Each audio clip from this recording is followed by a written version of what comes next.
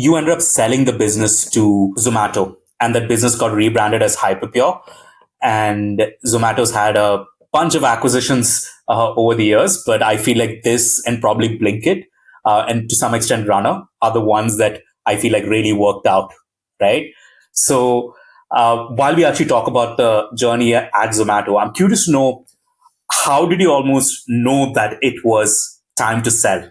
What led you to that decision, and why to Zomato? Because at least based on news reports, it felt like there were other players who were also interested in buying Votu, like Swiggy and so on. So I'm curious to know your thought process over there. Yeah, I mean, it was a bittersweet opportunity for me. I think the timing for the Zomato acquisition was very opportune for the business, right?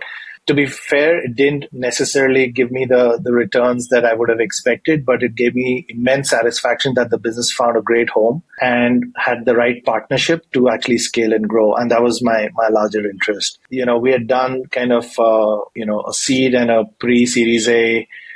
K Capital had supported the initial launch. We had Mumbai Angels backing us as well.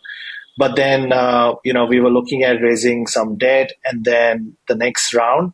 Back then, there wasn't a lot of support for B2B businesses that required capex, because we were building a cold storage supply chain, and so those weren't in fashion back in 2015, 2016, and today the thing is flipped. B2B businesses are seen as being more predictable, more reliable. You're creating some differentiation. You're creating some hard assets and value, which are inherently seen as a plus.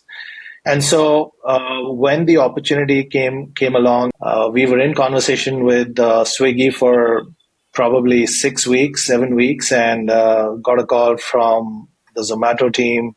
I flew down, met Dipinder, and we instantly clicked. There was clear understanding at both ends on the value that Votu could add to Zomato. There was great synergies, which I knew all along. And so for me, the decision was pretty easy. I knew that Zomato would be a great partner, and it would be great to see this business scale. So within, I'd say a couple of weeks, we pulled the trigger and made that call. And I think that's worked out wonderfully well, both for Zomato, for me, given all the situation that we were in. And most excitingly for the business today, I think Hyperpure is definitely one of the growth engines for Zomato.